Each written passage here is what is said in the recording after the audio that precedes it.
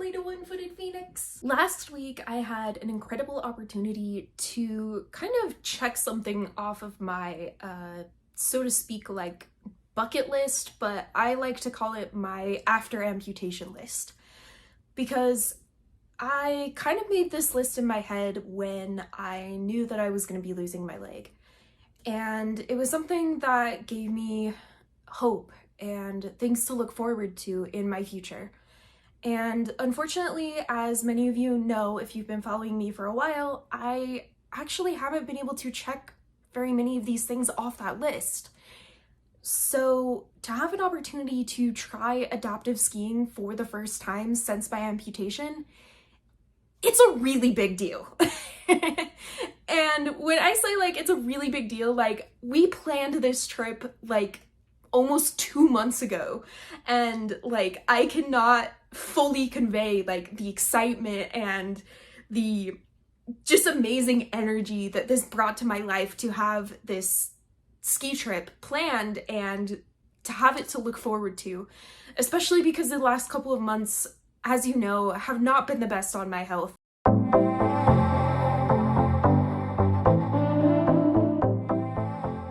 For the past 6 years since I was injured as a missionary and since I came home from my mission, you know, skiing was one of the last things that I did while I still had 2 functional legs. And for the past 6 years, I've really wanted to get back to the slopes and to feel like I got that little piece of conquering my life back again. So for me, this trip wasn't just a ski trip about taking back a piece of my life that I lost. And that's a very big deal, especially for me. And I think that it's just been such an incredible, amazing thing to prove to myself, like, I can do really hard things. And I feel like I've like hit a point where something good's finally come from it. Man, like, I didn't expect to be like crying, but like 3 years ago, things were so bad with CRPS in my leg, and they were so hopeless that I didn't think I would ever get to do anything that like a normal young adult my age does, like, ever again.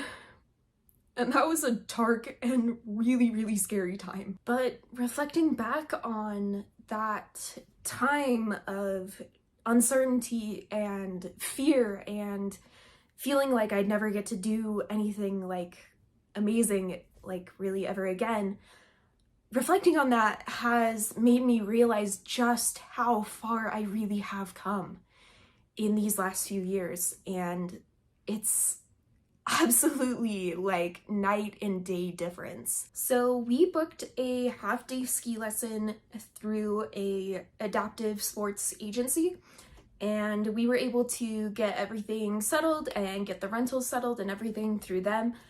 And they were just like, they were super great. Like, they sent me all the paperwork and I filled all that out, and then they like checked back with us to make sure we had everything filled out in like the coming days before our actual trip. So we got up to the resort and the instructors helped me get into all my winter gear. They helped me get into a ski boot and helped adjust the outriggers, which are the special poles with skis on them.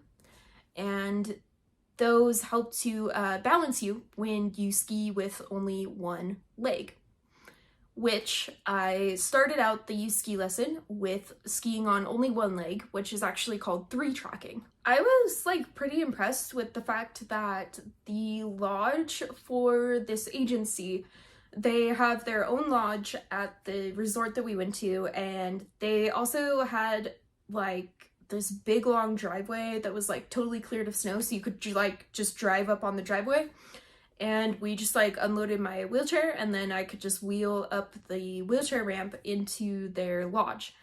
And I was also like pretty impressed that their lodge was like wheelchair accessible, and that I had like no problem getting up into the lodge and even like getting me into the sitting ski from my wheelchair. It really wasn't that big of a deal. The outriggers that are used for 3-tracking are much like having a pair of slippery forearm crutches and then having a ski attached to your one good leg. So like you have to basically figure out like, okay, how am I gonna like balance and stay up with these slippery forearm crutches, and then add on top of that strapping a ski to your one good leg. To say it was difficult might undermine it a little bit. The experience of actually getting up on a ski though, like all jokes aside, felt so good. And it was just amazing, like to be up like that tall again and to be like, okay, like I have a ski on my leg, but it feels really weird that there's not a ski on the other side. I learned rather quickly that it is pretty difficult to keep your balance while having good form in 3-tracking, and it's like way more difficult than it actually looks. Despite it being a lot more difficult than it looks to keep your balance, I eventually did kind of find my footing towards the end of that run, and eventually I did make like a decent turn towards the end of that run as well. But it didn't come without falling on my bottom quite a few times and not really knowing how to get back up without help. Even though with the 3-tracking experience, I really only made it down the little practice hill once, it was still a really good experience and a really good learning opportunity to realize that I need to work a lot more on my balance on that good right leg that I do have. And that as I am able to improve balance on my right leg, and as I'm able to build up my endurance with crutches, I may be able to have a better chance at having better form and better balance in the next time that I do decide to go 3-tracking. And how's it going? I'm tired, but it's good. It's a good kind of tired. The rest of the lesson, I got to have the experience of riding on a bi-ski. A bi-ski is a sitting ski, sort of like sled thingy contraption with like a pole on the back of it so that the instructor can help you get down the mountain and guide you safely. But you do also have to lean into the turns either way, so you're leaning this way, you're leaning that way, and they kind of tell you like which way they're gonna turn, and then you just kind of like lean with the turn. Sometimes it's like more dramatic leaning with the turns, and other times it is just kind of like a slight lean into a larger turn. Riding in the sitting ski was a lot different than being on the single ski with 3-tracking. With the sitting ski, I was able to do much more difficult terrain, and I was actually able to get up and down on the lifts. And the way that the sitting ski goes onto the lift is there is like some lock mechanisms underneath the seat, and so they unlock those and they pull the bar up, and the whole seat like comes up to the height of the ski lift chair, which is very cool because like it kind of makes you just feel like super tall, but you're just like in this like almost like standing wheelchair almost. It's kind of a unique experience to ride the lift that way. However, in this sitting ski, I was able to go on some more intermediate terrain, and the intermediate terrain was a bit more bumpy. So I would say maybe that wasn't my favorite part because it was pretty bumpy.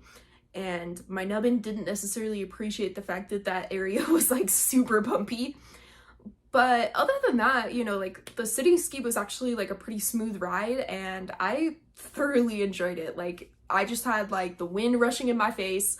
I had like the smell of the snow. You could hear the snow. You could hear like the swish, swish, swish, swish of the snow underneath your skis, and just getting out in nature, it was something like just so beautiful that I hadn't had in 6 years. So I would say like 100% I definitely would do it again. If you would like to see another One-Footed Phoenix video, click over here, and I'll see you all in the next video. Thank you!